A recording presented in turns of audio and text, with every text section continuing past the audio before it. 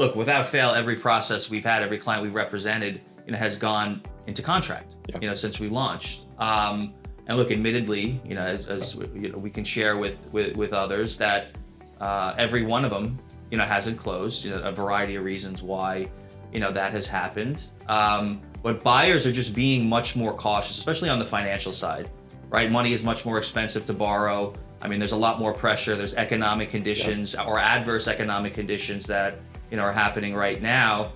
And, there's a more selective nature. There's more caution.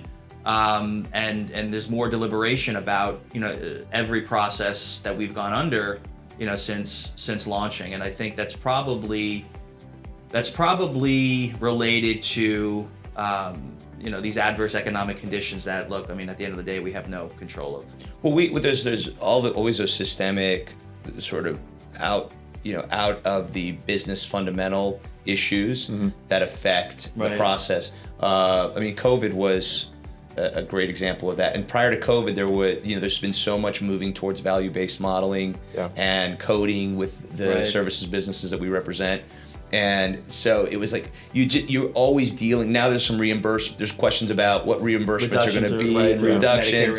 And so those are outside factors that definitely play a role in the buyer's hesitancy to get in and buy the business. We had a situation with COVID with the stimulus, the CMS, PPP, funds that would come into these businesses, and then the ownership was saying, well, we want to hold on to these funds, and the buyers are saying, well, we don't know if a waiver is going to be if we can put a waiver in place for this. Let's wait till it gets forgiven. And those deals stalled for 6 months because of that. Well, I think the key word though is stalled. Right, stalled. Yeah. Right, and you talk about, and maybe this is a good way to segue, or a good time to segue into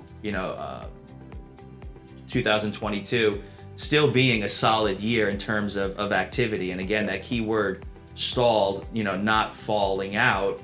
And look, I mean, again, without fail, during our processes, I think we've all seen, for the right deal, right, for the right asset, there are always going to be buyers. And again, that's just been our experience. And again, there may be delays, there could be other adverse impacts, but at the end of the day, and look, 10 years of doing this, ups and downs in the economy, other, ancillary factors contributing to deal flow, right assets, solid assets, thriving assets, flourishing assets, there's always going to be a market for those type of deals or businesses.